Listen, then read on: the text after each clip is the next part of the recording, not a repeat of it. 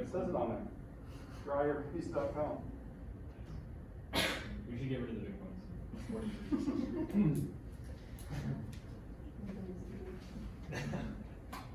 It's so funny. Make sure to do that. So he's drawing like a whole thing out of the board for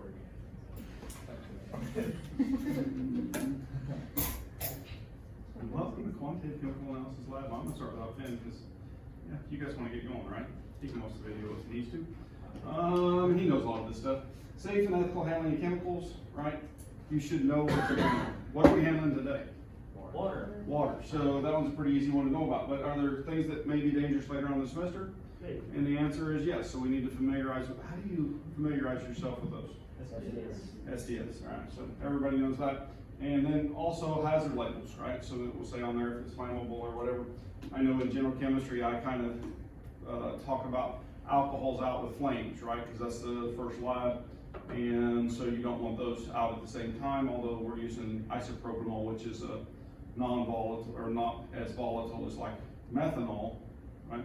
Or ethanol. So, but still, I don't want that to happen. All right, lab notebook. You guys, anybody need a lab notebook? Does everybody have one? Cool. Carbon copy one where you can turn in one set.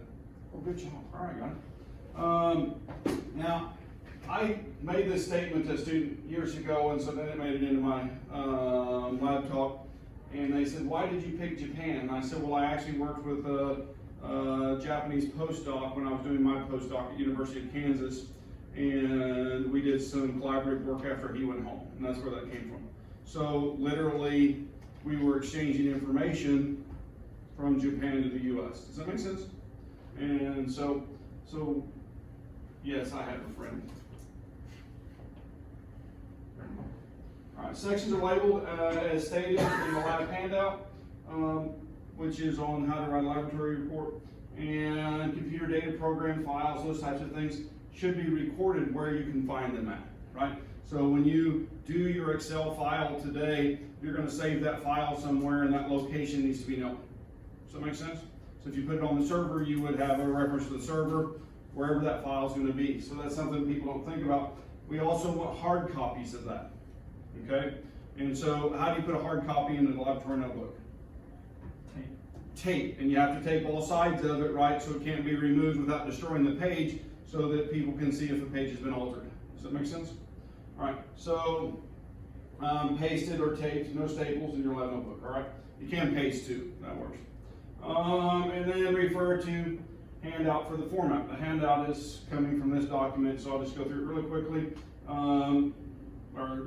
Gives you a focus on basic laboratory skills. Lab notebook is one of the very most important, and so we're going to work on that writing and those skills to draw pictures.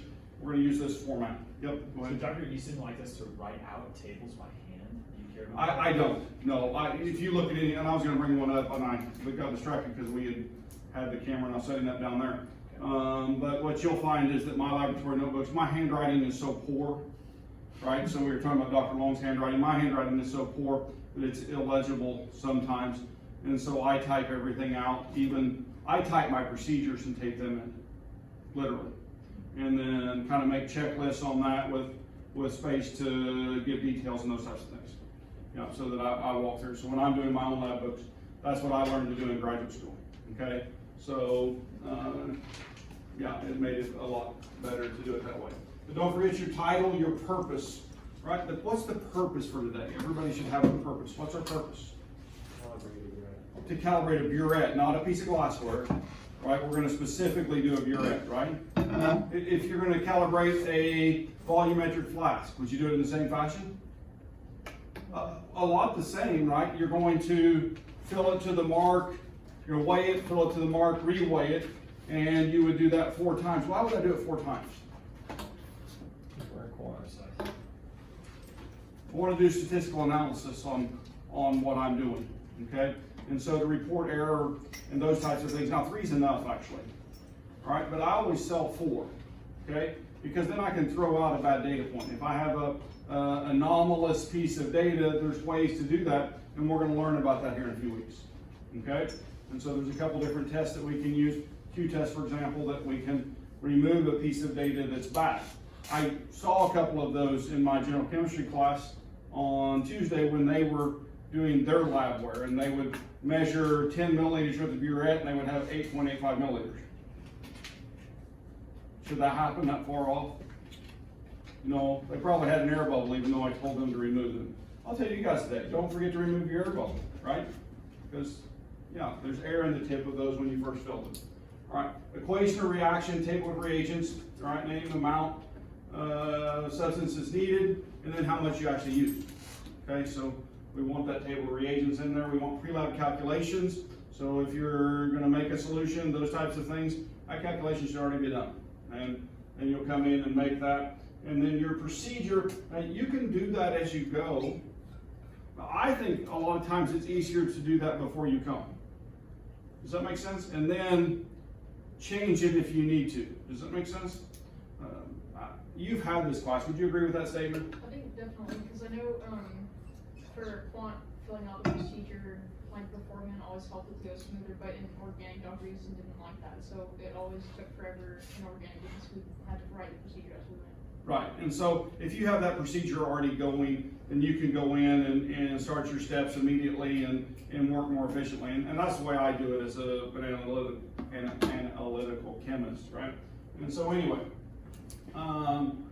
don't forget, leave blanks when there's no observations or data, so you can move down to that next section. If you leave a blank, what do?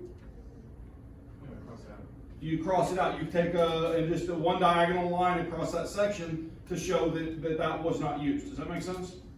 And so you always need to do that. Try to remember that. If I have an error in my laboratory notebook, how do I remove that error? Just scribble a ton. Yeah, no. One diagonal line, right? It should still be legible. I know that sounds awful, and I always hated leaving all those misspelled words for somebody else to read. Right? Are you guys like me? You write a word out and then, oh, that's spelled wrong, and you got it crossed out, and you write it again, that's still wrong, you cross it out, and then you write it again, and you figure out, well, the correct spelling was the first time. And so then you write it the fourth time. I've never done that. Yeah? Well, you should see my lab notebooks. All right? Now, when you type your procedure out, hey, you get a lot of help from Word. Just saying. So anyway, post-lab calculations. For every calculation, I don't want every single calculation in your lab notebook. In fact, I expect you to do them in Excel. Okay? If you aren't using Excel, especially for some of these labs where there's hundreds of calculations, all right, you're just, it's like trying to paddle upstream from New Orleans to St. Louis. Okay? Be a lot longer trip and go in the other direction. You with me? So, Excel is your friend. Use it. Okay? So you're going to use it today. But show an example. So one iteration of it, right? With numbers in it. And just calculate one time. And then that's what you're going to write your formula off of anyway in Excel. And then plug that into Excel. And then set it up to where it will do those calculations for you. Cool? All right. Conclusion and the whole terrible signature and date. All right. How many points have been taken off for signature and dates? A lot, right? Yeah. All right. Why is all that important? What am I teaching you right there? Liability, legally defensible notebook, right? I've been working on a patent request application with a group of scientists for some humidity control materials. I still can't talk about it because the patent's not done yet. But literally my lab notebook was used in that for the confirmation chemistry. You guys with me? And so it's a legal document that they're using to try to get a patent for an idea that they think will make lots of money. Cool? Yeah. So, real world case of that. All right, write in a conclusion, answer the questions, main point. Oh, wait a minute, write in a conclusion, that's the best part, because you get to, well, tell everybody what you learned. Right? By answering the main point of question. What should your conclusion have in it today? You're calibrating burette, right? Should it discuss what? Error. The calibration error that you found, the magnitude of it, right? And you should have a control graph that you're gonna make so that you can use that during the semester, right? If you choose to, okay? So, give argument with evidence. Wait a minute, I just talked about the graph, didn't I? That's the evidence, isn't it? And so then use data observations from the experiment to support your answer. Okay? So, it's going to be data today. This is a general outline. I don't grade exactly like this because there's some labs that we actually shoot for you. I want you to find the unknown, the right concentration or the identity or whatever that may be. Okay? And so, but this is a general outline of how I grade. I title and date because you have to have one. I have a purpose there. I have a procedure. I have observations, conclusions. Now wait, 4, 4, 4, 4, 8. So I'm weighing that conclusion quite a bit heavier, aren't I? And in fact, graphs and spreadsheets of data properly done are really important to me too. Okay? Simple things like axis, labels, titles, and those types of things are worth points, but also content. And how well those things are labeled in the spreadsheet, right? That the columns are properly labeled. What has to be on all of those columns and all of those axes? Units. I mean, that's an automatic miss point. If you don't have units on there, I will take them on. I'll take them on out of your lab notebook too, right? Literally, if I'm going down through and you've collected data and you just have a raw number there, I'll just put a slash through it and take off a point. Okay? Cool? And I'll write the big word units, exclamation mark. That's what that means. Use units. Cool? You guys with me? All right. Calculations, signature, and there's 40 points. Then we usually do a lab quiz, which would be 50 points. Okay, so it's about 50 points per lab. Now, if it's a 2-week lab, I'll bump those points, right? And give it a little bit more magnitude, unless it's a really simple experiment. It just takes 2 weeks. So those things are flexible, but this is your general guideline. Does that help? Yeah. What about table of reagents? Oh, gosh, it's not even in there. It will be in on some of those labs, okay? So it just got left off of this one rubric that this is like the generic, and then there's customized ones for each lab. Does that make sense? Gotcha. Yeah. But today we're using water. So I didn't figure really a big table of reagents was important. And I mean, yeah, better put it on there. Okay. I probably circle that and still note it, right? Where's your table of reagents? So, but this was the points for this. Do we spot grade sometimes because you can't grade everything? Yeah, I have a grading rubric that I finally shortened that was for general chemistry that was a page and a half long for the first lab. Has anybody ever used that grading rubric, or is it behind you guys? When you did 80 of those with that page and a half grading rubric, oh my gosh, it took like weeks and I couldn't get it back to them, so I truncated that, cut it down to about a half a page. So, yeah, cool, right? Because it becomes too cumbersome. What's this? So, laboratory balance, right? Might call it a scale. There's an important button right here. It's called the tare button. You guys know about it? And so, to make it go to 0, push tare. Now, if you're working by yourself, you can actually tare whatever device you're using to 0, right? But when you're working in a crowd, then you need to tare it to 0, then put your device, weigh it, and then do a tare weight. Put your whatever you want to weigh in there. You'll have the weight of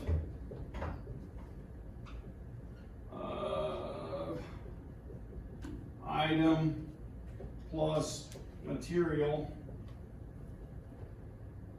and divided by minus. Minus, we'll just say tare weight.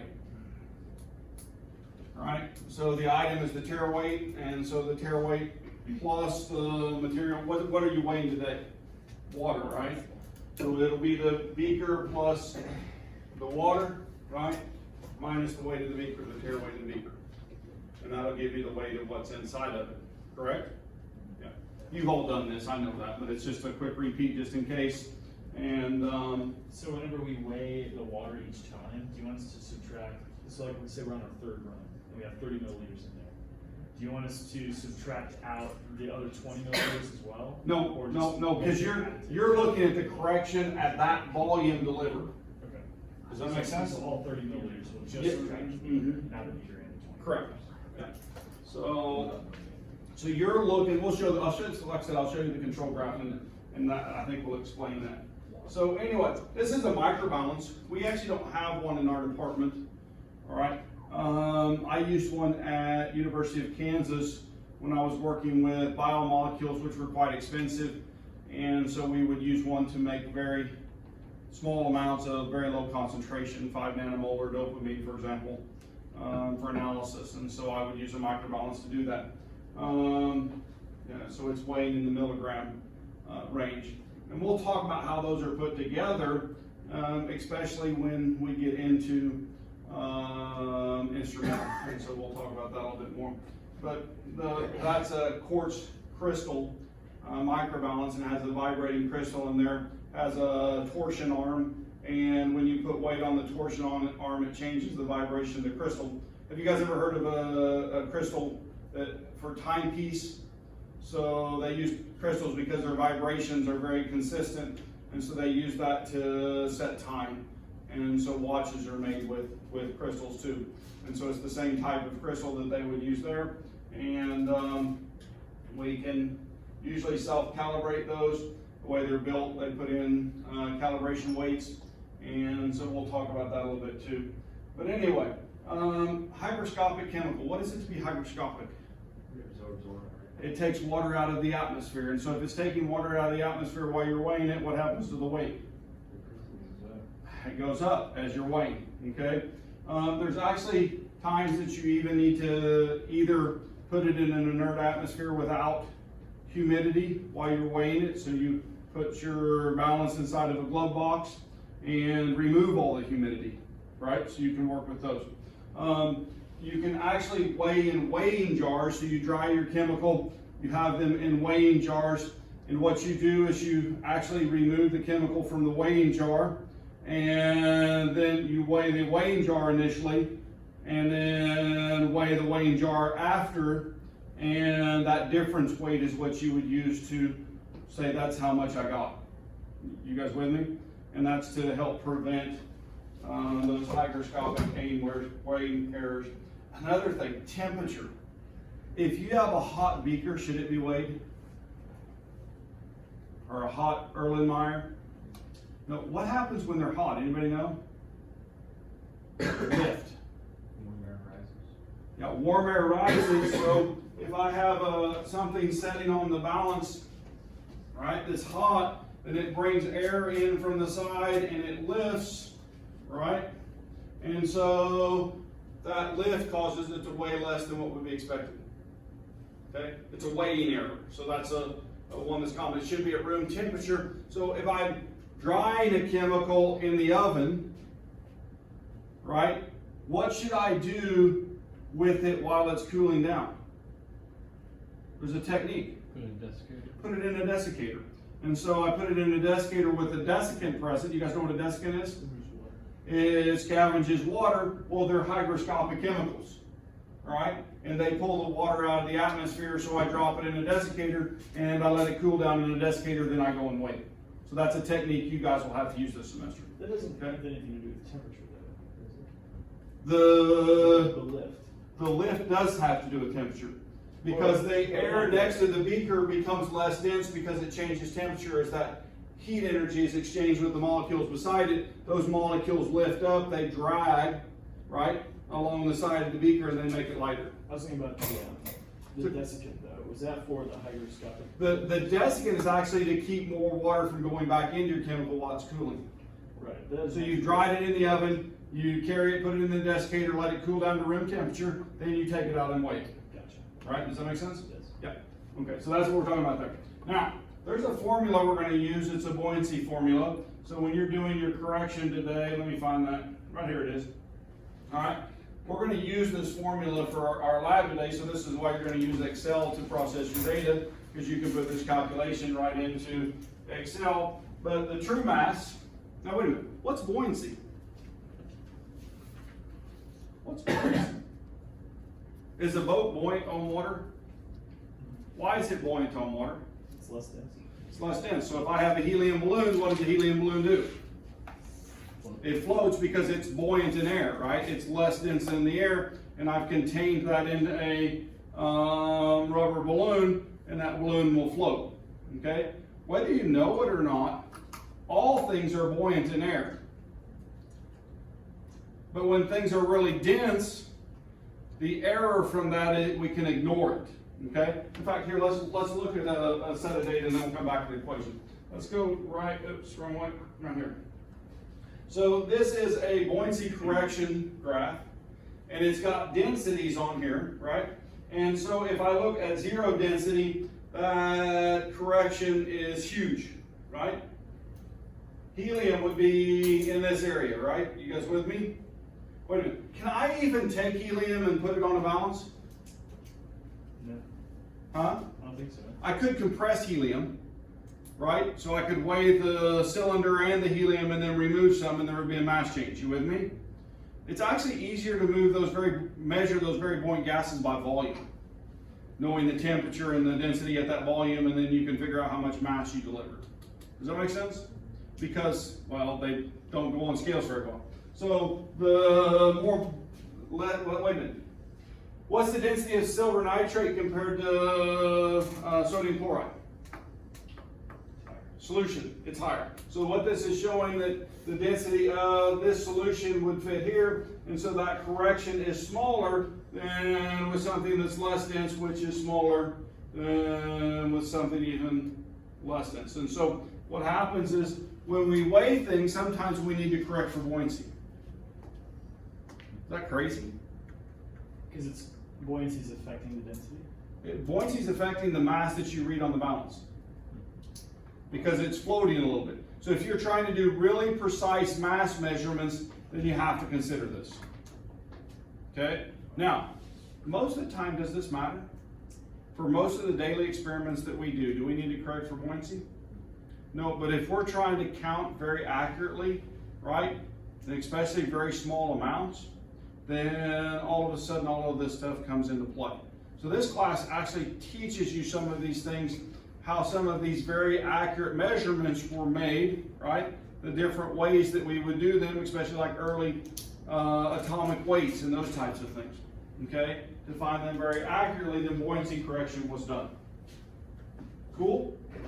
I want you to practice this equation, so for today's lab, I want you to do a buoyancy correction. Okay? Now, to go back to the equation, it's very straightforward in my mind. The true mass is the mass read on the balance, 1 minus the density of air divided by the density of the calibration weight. Okay, and there's a standard value for that, it's in your textbook. The density of air divided by the density of the object's weight. And so we're going to use the density of water for the density of the object's weight. You guys with me? And so, because that's the material that we're weighing today. And so, well, in fact, there's a table in your book, or you can build a spreadsheet if you would like to calculate the density of air. But I know that table's right here somewhere. Thought it was. Not in this lecture. Oh, there it is. There's the density of water right there. And so it's showing the different temperatures. We'll be down here on the bottom of this table today. And then we'll have to look at the density, we'll have to look up the density of air for that. So anyway, cool? All right. So a couple last things. I'm going to skip a little bit of like the pipettes and syringes. Is that okay? We're going to use those later, and I'll talk about them as we need that. I do want to talk about materials can actually build up on the surfaces of the glassware. Okay, and the surface of glass is actually negatively charged. There's an oxygen that sits there, and so cations can stick to that. Now, sometimes you actually want that. That sounds funny. So you can change the surface of your glass by putting in a positively charged cation. But for the most part, when we're doing titrations with water and so on, we actually want to use the negatively charged surface. So we do acid rinse. Your burettes have been rinsed. Okay, just to let you know that. If water beads up on them, then they're still dirty, and we'll need to clean them again. Okay. So just letting you know that. All right. What does the TC at 20 degrees mean? TC at 20 degrees. C? To contain. So we're talking about a burette, not a burette, but a volumetric flask here. If we're talking about a burette, what letters would it have here? TD, to deliver. Okay, so realize that glassware is marked that way, and so we should be using it appropriately. Do we violate that sometimes? When I do bomb calorimetry experiments, you guys mostly have done a bomb calorimetry experiment in Gen Chem with me, and what do I use to measure that 2 liters of water? A volumetric flask. Am I using it inappropriately? Yes, because it's made to contain, right? Not to deliver, and I'm delivering that value with it. But the vortex in the same volume of water is used each time because and so for me it's acceptable because of the cool vortex. Right? Yeah. So, all right. Tolerance. You guys know what a tolerance is? Tolerance is a representation of the amount of error that's expected for a particular piece of glassware. All right. Now, if I put the meniscus, the bottom of the contact, on the line, and I have a volume that I'm reading with that, then that reading has a tolerance associated with it. And so, if it were a 10 milliliter flask with a tolerance of 0.02, then my actual measurement would be 9.98 to 10.02. Okay, so from that you can calculate the relative error for that particular piece of glassware. Now, just because those tolerances are given, does that mean they actually measure that way? Could they be out of tolerance? That's what you're checking today for your burette. Okay, so we can go down and we can find the burette tolerances, and so I'm going to jump down to that, and we'll build one of these days. Proper way to pour and filter, proper way to dry things. That's a desiccator, so you guys will each have one of those. These are your drying agents that we talked about. Most often in our desiccators we use calcium sulfate, dry right, to keep them dry. And titrations, digital titrators, that's not what I want. They're to deliver and reading properly. You want to make sure that you read to the 100th place, right? In terms of the reading, even if it's a 0, should you write the 0 on there? So what I'm saying is that if I have this to read, right? So I'm looking at this is more than 9. 9.5, 9.6, 9.7. Would you guys agree with that? So I'm writing this down, 9.7. Okay. Now, is it exactly on the line, or is it past the line, or ahead of the line? It's right on the line, isn't it? Would you agree with that? You think it's above? Oh no, up there. Oh, we got it blown up. Oh, we have some magnifying glasses so you can see that. If I'm looking right here, it looks like it's right on the line, doesn't it? So if you go up here, then it's slightly before, so 9.5, 9.6. What do you think, 9?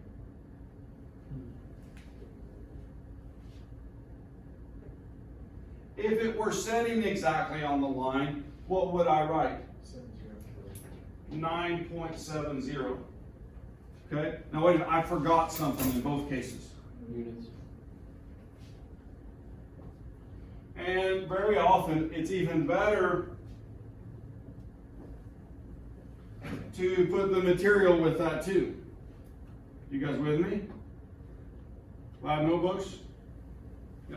And then, especially if you're using more than one material when you're doing that, so label clearly. Or build a table and then put it in one time in the table header, right? So, all right, questions about this? Oh, air bubbles? What should you always do when you start your burette use? Let water through. Fill it, let water blow through, and push all those bubbles out and close it. Does air have a different density than water? significantly, right? And so the volume that's taken by the air will give a misreading, the reading will be light. So, does that happen a lot with freshman chemistry? No, it shouldn't happen in here though, right? Scary, all right. Tolerances for class A burette. So anywhere from, on this 50, at about 0.05 plus or minus 0.05 on a 0.1 graduation. Okay, so that's what you're going to be using today. Sometimes they vary. We get student burettes that can be even larger than that, just lets you know that. Yeah, but we're going to use, I think that tolerance on the burettes that we have down there. I have to look it up again, but I think that's what it is. Cool? Okay, so, because they make class B burettes, right, that are much, much less expensive. Because why? Took less time to make. Well, it takes less time and they don't have to be as accurate. The tolerances can be much wider and they still do the general job, right? So anyway, stopcock. So we actually have valves on ours this year, the ones that we're going to use, and I think they're actually easier to get those 1 or 2 drops or half drops and those types of things with them. So that's what we pulled out for you guys. You get your own burette, you get to adopt it and name it, and oh yeah, you put tape on it with your burette's name, and then you can use the same one every week because you've calibrated it, right? Now, I want you guys to know that in this, you're using a burette that's manufactured by somebody that has an ID number on it and everything. Should that be found in your laboratory notebook because it's going with the calibration for that burette? Yeah, that type of detail is needed, okay? So just be aware of that because this is very specific for what we're doing. So here's your lab. You guys have read it, I hope. And I want you to do 4 replicates, okay? Now, I think your lab handout says to do 2, is that right? Yeah, I want you to do 4. Can you do that for me? So that's a change in your procedure that I'm making, all right? This is what you're gonna have, okay? So Garrett, we were talking about earlier, this is the correction between 0 volume and 10 milliliters. Okay, and so when you are looking at this, then your burette, instead of delivering exactly what it says, delivers an additional 0.04 milliliters.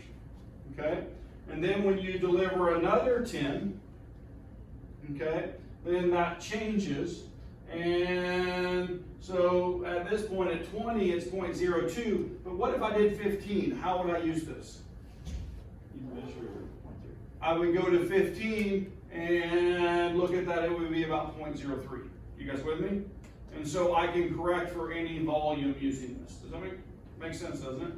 Okay. So we want to do that for all of these measurements. Okay? Cool? And this is showing an example. If you measure 29.43, your correction would be right there. Okay? Yeah. Question is this, so typically, you only read to the hundredths place with a burette, but let's say that I delivered 17 mil, Yeah. and then it was like right on the dot 17, so I Yeah. look up there, but it's not quite, I haven't delivered an additional 0.03, I've delivered an additional 0.02, Yeah. 7. Mm-hmm. Would I write that down? You would add that to the volume delivery. So then when you're, So you actually, instead of delivering the 17, you would have delivered 17.23 milliliters. okay, so That you make sense? just round up in that case for 6. Well, you don't round up, you just add it to the volume delivery. Over here, you actually subtract it. Right. So this one, you would subtract 0.26, 27, something like that, from that volume delivery. Does that make sense? And so it delivered less in that part of the control graph. Okay, cool? So we're doing, we have 4 sets of data. Do you want us to average? You're gonna have 1, 2, each point? 3, 4. You're gonna have 5. Okay. Yes, you're gonna average each point. Yes. Gotcha. So Cool? Alright. If you get 3, if you can't get 4 done, get 3 done. Okay? Cool? I'll give that much. I'm gonna skip this. You guys have all watched the safety video, and you all have a safety sheet, and you've signed that you agree to those rules. Would you please pass that in?